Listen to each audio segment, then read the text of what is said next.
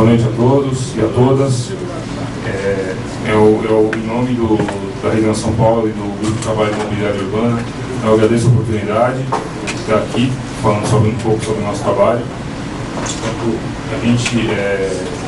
Eu vou falar um pouco sobre o trabalho do programa Cidades Sustentáveis, especificamente no tema de mobilidade. E depois eu vou falar algumas coisas, a gente vai colocar algumas questões que eu acho pertinentes, que a gente tem discutido muito lá no nosso GT. E a ideia é inspirar algumas reflexões da parte das pessoas, dos cidadãos, e como o público aqui é um público que está engajado nessa questão da administração pública.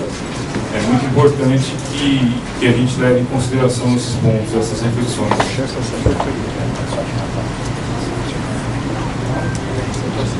A plataforma Cidades Sustentáveis, ela é um conjunto de eixos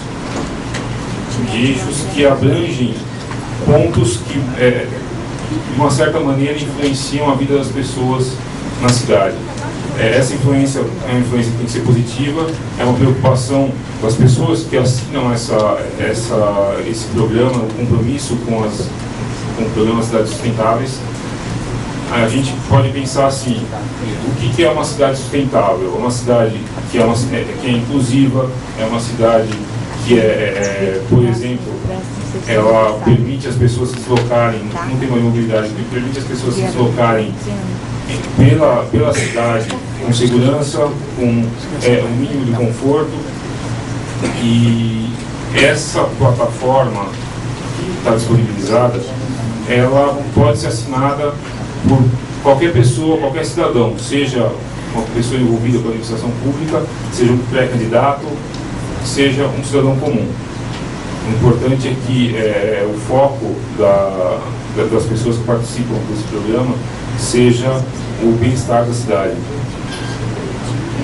Especificamente no tema de mobilidade, nós temos a ideia principal promover a mobilidade sustentável, reconhecendo a independência entre transporte, saúde, ambiente e direito da cidade.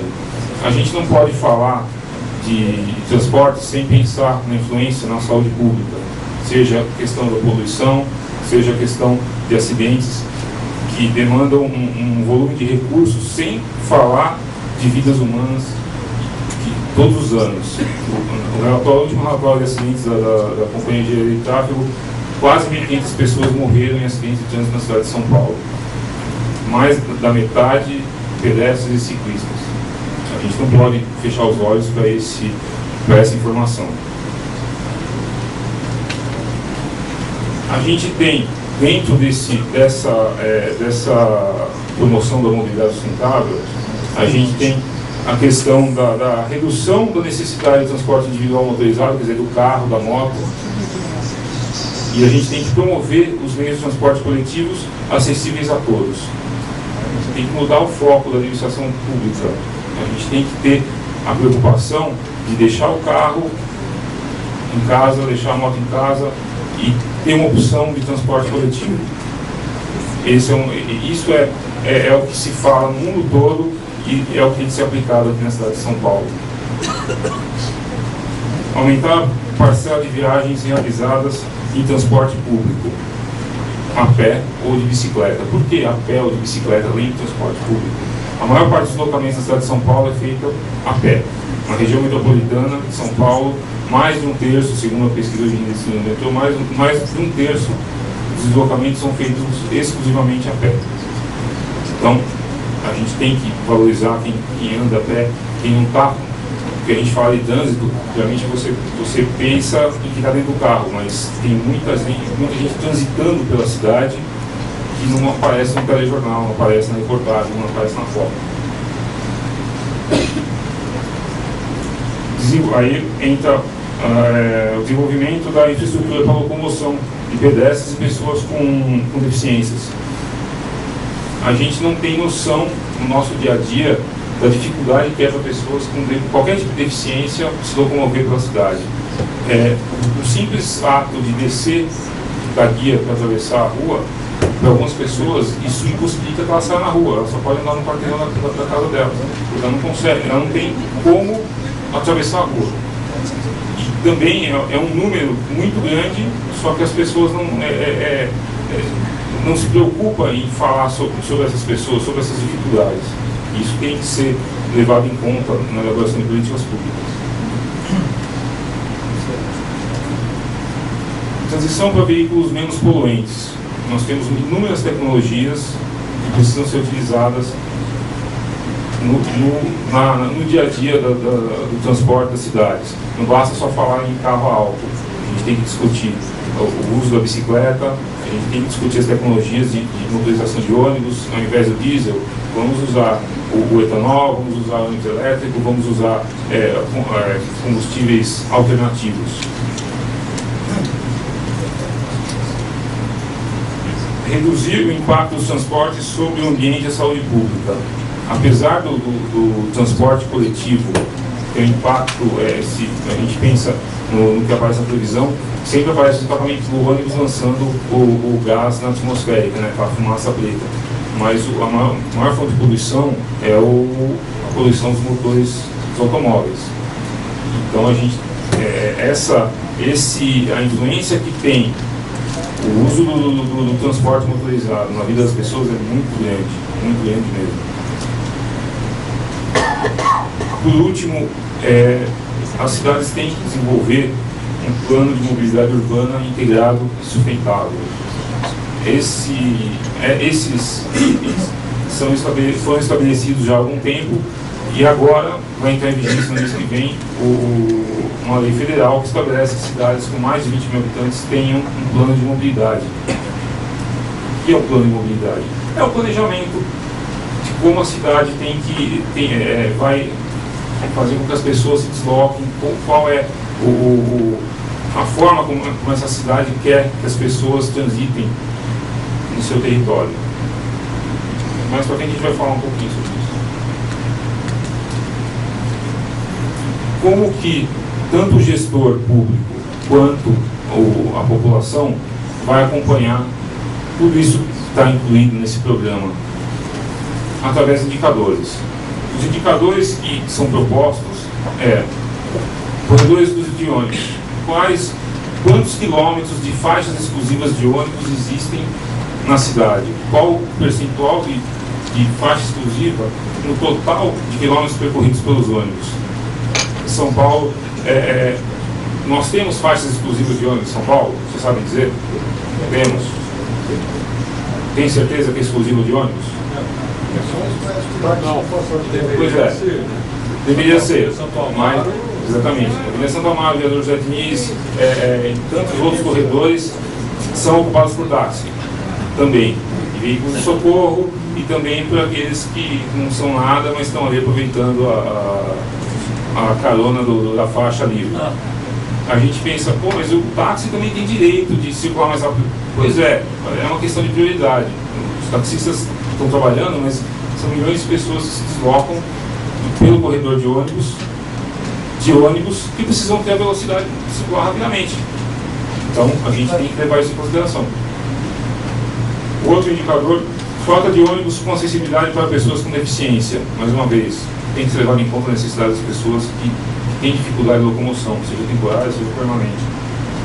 Nós temos um número bem razoável aqui em São Paulo de ônibus adaptados, mas as pessoas precisam ter isso como natural. Não precisa ser forçado, não pode ser forçado. E tem linhas de ônibus que a gente sabe que não são adaptadas. Eu já vi muito deficiente esperando, fazendo sinal para o ônibus passando, indo embora, o motorista fazendo sinal para eles, que aquele ônibus não é adaptado. Então isso tem que ser levado em consideração. Ciclovias exclusivas. Qual o percentual de ciclovias, de quilômetros de ciclovias nas vias da cidade? Qual a extensão? Essas ciclovias são permanentes? Porque uma coisa é uma ciclovia de lazer, outra coisa é uma ciclovia que a pessoa pode usar para ir trabalhar. Nós temos muitas pessoas que vão trabalhar de bicicleta, principalmente na periferia, e a ciclovia é uma maneira de se deslocar em segurança pela cidade. A divisão modal. Esse é um índice de acompanhamento como as pessoas se deslocam para a cidade. Quantas pessoas usam o transporte coletivo? Quantas pessoas andam a pé? Quantas pessoas andam de carro? O que o gestor público quer? Ele quer que as pessoas andem mais de transporte coletivo? Qual é o percentual ideal? E aí, durante a sua administração, ele vai trabalhar, vai criar medidas para que esse número seja atingido.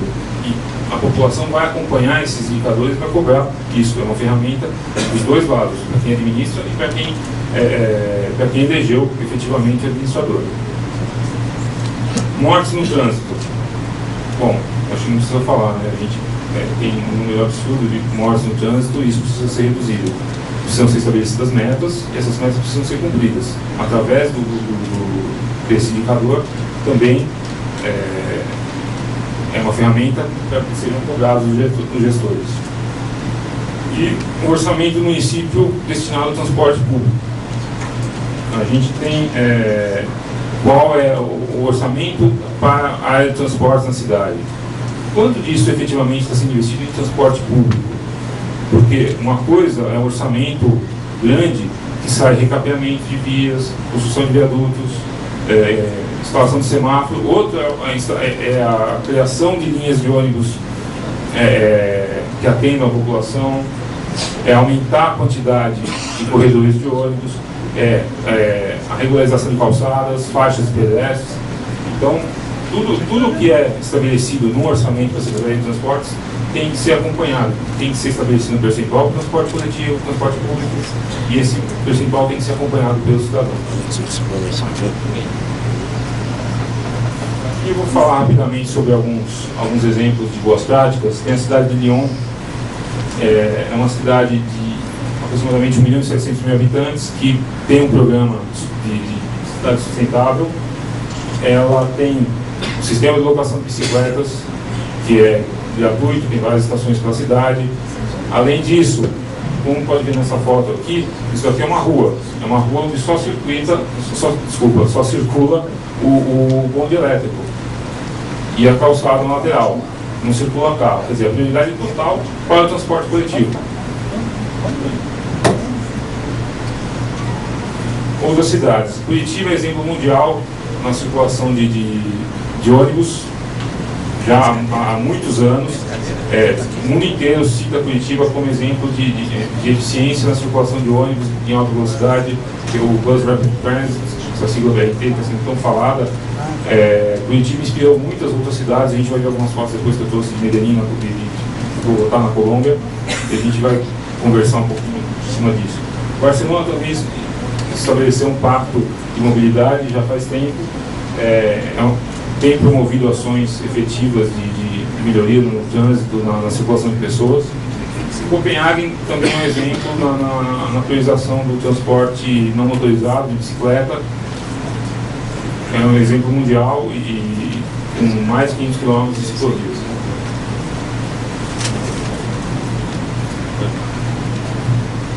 Aqui tem o e-mail de contato, sites para a gente acompanhar, quem quiser conhecer o programa Cidades Sustentáveis. Os pré-candidatos têm várias cidades, têm assinado o compromisso, têm tomado conhecimento do programa, e é uma excelente ferramenta para se discutir o que vai ser feito para a cidade, independente do partido político. A gente vê do lado dos cidadãos, isso é muito positivo. Soninhas, já assinou? Oxe, não faz certo. Para a primeira.